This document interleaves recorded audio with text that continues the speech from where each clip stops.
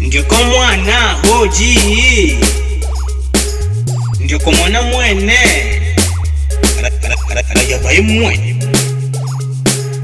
Dalizi Melody Cross nalingilanga na mwaka nikuwasha na moto wasumana watoto wangu si wasaka wapile pale pahali raja bali wasumana wasipiti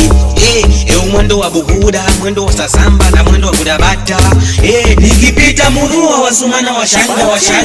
wanzulu wanamani eligoma la kishotoni ofo wakulo mabati mani tutumia sasamba wala sultani omina kamba sikiro au sikira bila wana sikiro